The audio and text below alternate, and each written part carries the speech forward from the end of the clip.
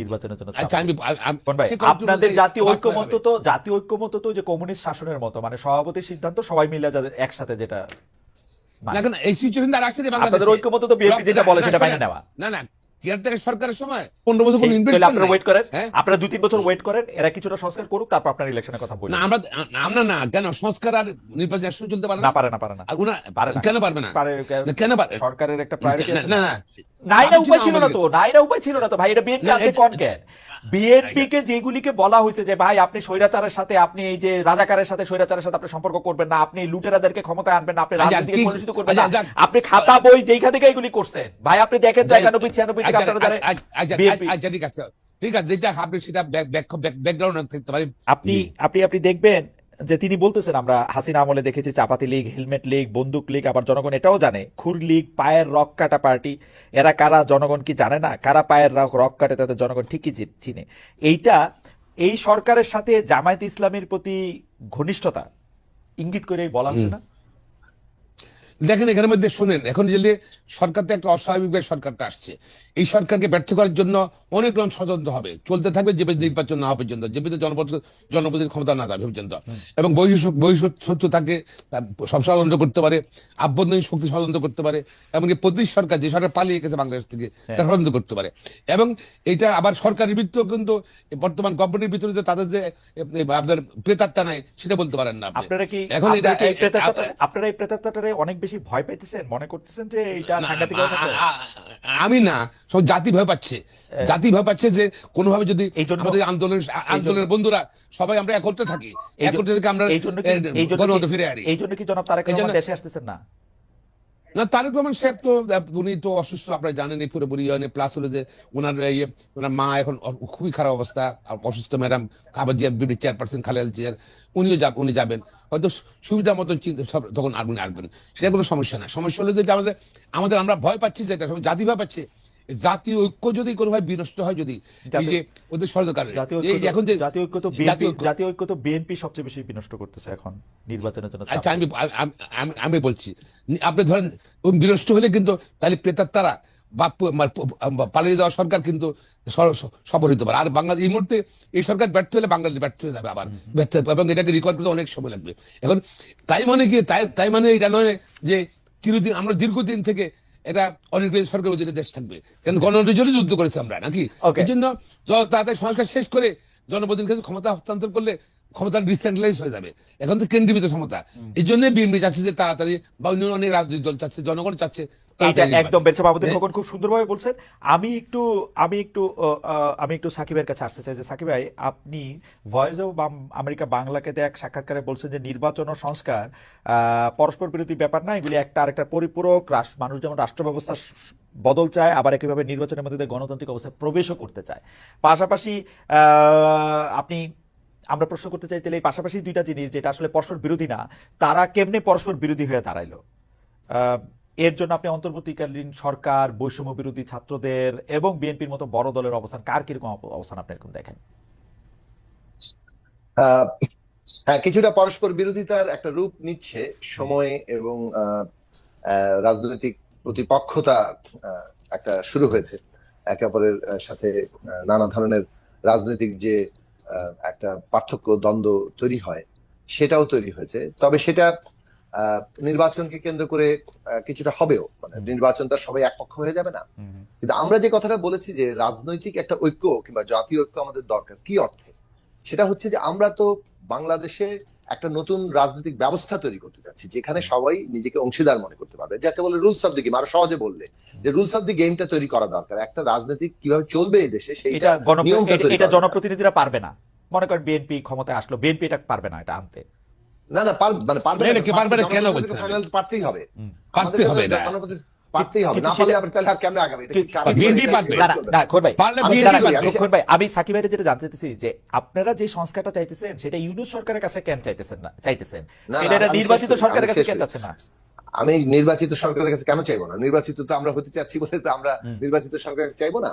আমি যে কথাটা বলছি যে আমরা এই যে রুলস অফ দি গেমটা তৈরি করার জন্য আমাদেরকে ঐক্যবদ্ধ থাকতে হবে, এটা হচ্ছে ঐক্যের জায়গা।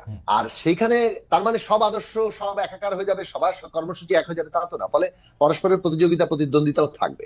এখন এই যে থিন লাইনটা, যে একটা রাজনৈতিক ট্রানজিশনের ঐতিহাসিক মুহূর্তে জাতীয় ঐক্য বজায় রাখা, আবার পরস্পরের মতাদর্শিক রাজনৈতিক কর্মসূচিগত যে পার্থক্য আছে সেটাও বহাল রাখা, এই দুটো জিনিসকে একসাথে চালিয়ে নিয়ে যাওয়ার যে মানে চর্চা, সেটা নানান ক্ষেত্রে ব্যাহত হচ্ছে, এবং সেই ব্যাহত হওয়ার মধ্য দিয়ে এখানে পরিস্থিতি কিছুটা উত্তেজনার দিকে যাচ্ছে। না না তবে আমি না, সাকিব ভাই, বড় আমি একটা সাকিব সমস্যা দেখি না। সাকিব ভাই, আপনার প্রশ্ন উত্তর দিলাম তো, একদম দুই নম্বরে একদম আসছি। একদম উত্তর দিচ্ছেন, একদম উত্তর দিচ্ছেন। এই জায়গাটার মধ্যে থেকে আমি শুধু বলি যে আমরা যে অনেক সময় বলি এই বিপ্লবটা শুধু আরেকটা নির্বাচনের জন্য হয় নাই, এই কিন্তু বিপ্লবটা তো নির্বাচনের জন্যও হয়েছে আসলে, মানে শেখ হাসিনাকে ক্ষমতা থেকে সরানোর জন্য হয়েছে। এখন ক্ষমতা থেকে যেহেতু শুধু অবশ্যই। নির্বাচন দিতে ছিল না, নির্বাচনটাকে ম্যানিপুলেট করতেছিল, মানুষ ভোট দিতে পারে না, সেই জন্য তো তাকে আউট করা হয়েছে।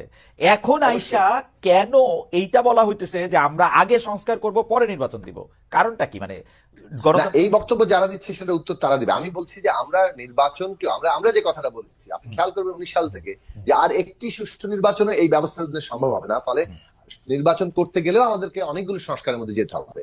আমরা যেটা বলেছি, অন্তর্বর্তী সরকার সংস্কার প্রক্রিয়াটাকে ফ্যাসিলিটেট করবে। এই যে যেমন সংস্কারের প্রস্তাব তৈরি হচ্ছে, ন্যূনতম জাতীয় ঐক্যমত্য তৈরি হবে, কোনগুলো নির্বাচনের আগেই করা সম্ভব, কোনগুলো সংসদ মানে একটা নির্বাচিত সংসদ লাগবে, সেই সংসদে যেগুলো যাবে সেগুলো আগে আমাদের মধ্যে কোনো রাজনৈতিক ঐক্য চুক্তিনামা কিংবা কোনো আইনি বাধ্যবাধকতা তৈরি হবে কিনা, এগুলো অনেকগুলো প্রশ্ন আলোচনা না, কিন্তু সাকিব ভাই, সেই সাকিব ভাই, আলোচনা সাকিব ভাই, সাকিব ভাই, প্রক্রিয়াটাকেই সাকিব ভাই, সরল প্রশ্ন। facilitate করবে এই এই সরকার। সাকিব ভাই, এটা সরল প্রশ্ন, এই সংস্কার কমিশনগুলিও কেন এই সরকারের করতে হবে? আসলে কি এই সরকার আইন শৃঙ্খলা পরিস্থিতি ভালো করে আনবে, লেভেল প্লেইং ফিল্ড তৈরি করবে, নির্বাচনে মানুষকে অংশগ্রহণ করতে ডাকবে, মানুষ নির্বাচনে অংশগ্রহণ করবে, যারা নির্বাচনে পাশ করে যাবে তারা এগুলি করবে? সহজ না হিসাবটা?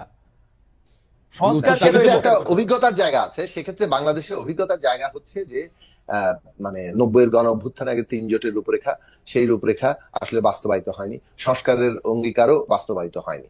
যার ফলে এই প্রশ্নগুলোতে যে একটা সাধারণভাবে মানুষের আকাঙ্ক্ষাগত মানে জায়গা তৈরি হয়, সেইটা বাস্তবায়নের মানে অভিজ্ঞতার সংকটের কারণে, অভিজ্ঞতার যে সংকট বলছি, মানে অভিজ্ঞতার ফলে, মানে অর্থাৎ বাস্তবায়ন না হওয়ার অভিজ্ঞতার ফলে তাদের জন আকাঙ্ক্ষার জায়গা হচ্ছে যে অন্তর্বর্তী সরকারকেও এই সংস্কার প্রক্রিয়াকে ফ্যাসিলিটেট করার কাজে একটা তাৎপর্যপূর্ণ অগ্রগতি ঘটাতে হবে, না হলে পুরো জিনিসটা ঠিক মতো নাও হতে পারে। এখন এই কথাটা কিন্তু রাজনৈতিক দলের দিক থেকে উঠেছিল। আমরা আমাদের মানে বিএনপি তো মানে একটা বড় রাজনৈতিক দল, সম্ভাব্য ক্ষমতায় যেতে পারে, এটা তারা মনে করার যথেষ্ট কারণ আছে, সুতরাং তারা বলবে যে আমরা ক্ষমতায় গেলে এটা করব। কিন্তু যদি বলেন যে বাংলাদেশে 7ই জানুয়ারির আগে আমরা যখন রাজনৈতিক সংগ্রাম করছিলাম, আমরা নিজেরা ঐক্যবদ্ধভাবে 31 দফা করেছি, কিন্তু আমরা 31 দফা করার পরও আমরা বলেছি কিন্তু যে অন্তর্বর্তী সরকার ফ্যাসিলিটেট করবে এই সংস্কারের প্রশ্নগুলোকে, কারণ অন্তর্বর্তী সরকারকেও এখানে একটা ভূমিকা নিতে হবে। ওই পরিস্থিতিতে ছিল যে একটা রাজনৈতিক বন্দোবস্তে যেতে হলে তখনকার পরিস্থিতিতে সবগুলো দলের মধ্যে মিনিমাম একটা কর্মসূচি তো খালি হবে না, একটা আন্ডারস্ট্যান্ডিং বন্দোবস্ত মানে কিন্তু কেবলমাত্র দলীয় প্রস্তাব বাস্তবায়ন করা না, সবগুলো দলের মধ্যে রাজনৈতিক পক্ষগুলোর মধ্যে একটা নতুন একটা সমঝোতাও, নতুন সমঝোতাটা প্রতিষ্ঠা করাটার কাজটা কিন্তু একটা অন্তর্বর্তী সরকারের আপনার জন্য সব কথা ভুলে যায়, আপনার সব কথা খালি শুনতে ইচ্ছা করে। যেমন আপনি অভিজ্ঞতার কথা বললেন, যে রাজনৈতিক দলগুলো আসলে সংস্কার করে না, এটা ঠিকই আছে। আমরা সবাই মাঠে ছিলাম, 3 দলীয় জোটের রূপরেখা আমরা সাংঘাতিকভাবে মুখ থুবড়ে পড়তে দেখছি, মানে এটা কোনোদিন আলোর মুখ দেখে না, এটা যেমন সত্য। কিন্তু যতবার বাংলাদেশে অনির্বাচিত সরকার আসছে, সেটা তত্ত্বাবধায়ক সরকারের ফরম্যাটে 3 সপ্তাহের রূপে আসুক, 3 মাসের জন্যই আসুক বা 2 বছরের জন্য আসুক, আমরা কিন্তু তাদের কাছ থেকে আমাদের কোনো প্রত্যাশা আমাদের পূরণ হয় নাই। শেষ পর্যন্ত আমাদের কাছে মানে জনপ্রতিনিধির কাছেই আমাদের যাইতে হইতে আমরা চাইছি, কারণ জনপ্রতিনিধিরা আমাদের কথা শুনে। এইটা আমাদের পরস্পর বিরোধী হয়ে যেতেছে কিনা সেইটা আমরা সাকিব আপনার কাছে আমরা একটা পরস্পর খোকন ভাইয়ের কাছ থেকে আমরা 1 মিনিট খোকন ভাইয়ের কাছে যাওয়ার আগে আমি এইটাই বলে দিই। প্রথমত 20 সেকেন্ড আমি মনে করি আগেকার তত্ত্বাবধায়ক সরকার কিংবা 2007-8-এর যে একটা 111 সরকার, এগুলো যে কোনো সরকারের চাইতে এই বর্তমান সরকারের একটা গুরুত্বপূর্ণ পার্থক্য হচ্ছে এটা একটা জনগণের গণ অভ্যুত্থানের উপরে দাঁড়িয়ে এবং গণ অভ্যুত্থানকারী সকল শক্তির সমর্থনে গঠিত হয়েছে। ফলে এটা আমি গণতান্ত্রিক প্রক্রিয়ারই একটি অংশ সরকার মনে করি, আমাদের সমর্থিত সরকারই মনে করি। তাহলে এই সরকারের কোন কাজগুলো আমাদের জন্য সে করবে প্রস্তুতিমূলকভাবে, কোন কাজগুলো রাজনৈতিক দল এসে সম্পন্ন করবে, আপনি একটু জায়গা দেন খোকন ভাইয়ের কথা বলতে। রাইট, আপনি একটু জায়গা দেন খোকন ভাইয়ের একটু কথা বলতে জায়গা দেন, তাহলে মানে আপনার বিশ্বাস আছে আমাকে ভুল বোঝার সুযোগ থাকতে পারে। খোকন ভাই বলেন। হ্যাঁ, শুনুন, আমি যেটা রাজনৈতিক দল তো রাজনৈতিক নিজস্ব আদর্শ আছে, নিজস্ব কর্মসূচি আছে। তারপরেও যেহেতু এটা এই সরকারটা আসছে অনেক ত্যাগের বিনিময়ে আসছে, 15 বছর সংগ্রাম আন্দোলন, ছাত্রদের, শ্রমিকদের, কৃষকদের, রিকশাওয়ালা সবাই 1,500 আত্মহত্যা দিয়েছে। সুতরাং সবাই ঐক্যবদ্ধ সরকার, অন্তর্বর্তী সরকার, এখান থেকে আশা করছে মানুষ দলীয় সরকার আগে অন্তর্বর্তী সরকার কি সংস্কার কর্মসূচি তারা দেখ এবং এটা গাইডলাইন দিয়ে দেখ এবং জাতীয় ঐক্যমত সৃষ্টি করে রাজনৈতিক দলের মধ্যে, সো দ্যাট রাজনৈতিক দল ক্ষমতা আসতো। কিন্তু গৌর ভাই, রাজনৈতিক দলের কাছে আমরা এই আশা কেমনে করব? রাজনৈতিক দল, প্রথম কথা আমাদের অভিজ্ঞতায় নাই যে রাজনৈতিক দল অর্থাৎ বিএনপি এটা করবে, আমাদের অভিজ্ঞতা নাই। 90-এর আন্দোলনের পরে বিএনপি যখন ক্ষমতা আসে বিএনপি এটা করে নাই, বরং যা যা কিছু তিন দলীয় জোটের রূপরেখায় আমাদের আশা ছিল বিএনপি ঠিক তার উল্টা কাজগুলি করছে। দেখেন আপনি বলেন, আপনি শোনেন, বাংলাদেশে পার্লামেন্ট ফরম গভর্নমেন্ট, হ্যাঁ, সংসদীয়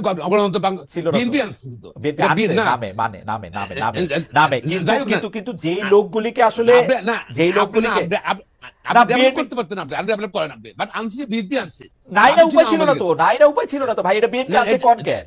বিএনপি কে যেগুলিকে বলা হয়েছে যে ভাই আপনি স্বৈরাচারের সাথে, আপনি এই যে রাজাকারের সাথে, স্বৈরাচারের সাথে আপনি সম্পর্ক করবেন না, আপনি লুটেরাদেরকে ক্ষমতায় আনবেন না, আপনি রাজনীতিকে কলুষিত করবেন না, আপনি খাতা বই দেখা থেকে এগুলি করছেন ভাই। আপনি দেখেন 91-96 থেকে আপনারা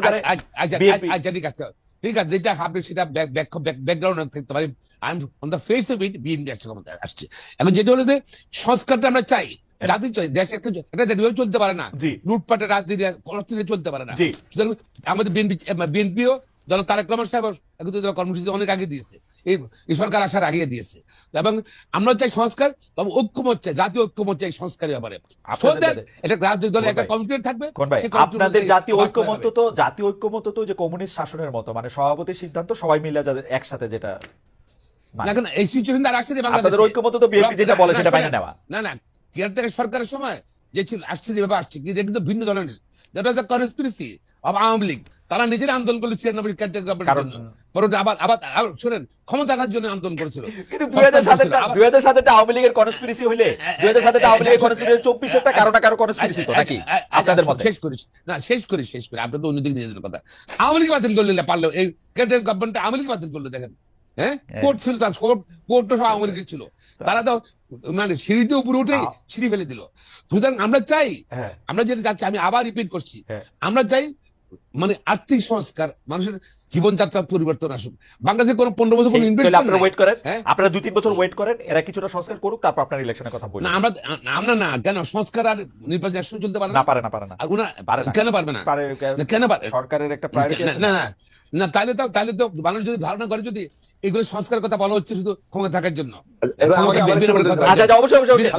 অবশ্যই সাকিব ভাই আপনি বলেন, কিন্তু আপনি ওই যে আগের মতো হন যে আপনি 30 সেকেন্ডে কথা শেষ করতে পারেন, যত লম্বা কথাই হোক 30 সেকেন্ড। আমাদের প্রশ্ন রয়েছে, আমাদের চাইতে এক সংস্কারের নির্বাচনের জন্যই অনেকগুলো সংস্কার দরকার, সেগুলো সুনির্দিষ্ট করতে হবে। আবার সংস্কারের জন্য নির্বাচন দরকার, যেমন ধরেন সংবিধান সংস্কার, সেইটা তো আপনাকে মানে একটা যে কোনো মনে ভাবেই হোক আপনাকে একটা পার্লামেন্টে গিয়ে সেটা শেষ পর্যন্ত মানে সেটাকে ফাইনালাইজ করতে হবে। তো এখন দুটো জিনিস আমি বললাম, ফলে নির্বাচনের জন্য যেমন সংস্কার লাগবে, এই কথাটা আমরা বলি, আবার সংস্কারের জন্য নির্বাচন লাগবে, আবার সংস্কারের জন্য নির্বাচন লাগবে, কারণ আলটিমেটলি আমরা চাই আগামী নির্বাচনটা হোক সংস্কার সভার নির্বাচন, সংস্কার পরিষদের নির্বাচন, যাতে করে আমরা সংবিধান সহ সমস্ত রাষ্ট্র সংস্কারের জন্য প্রয়োজনীয়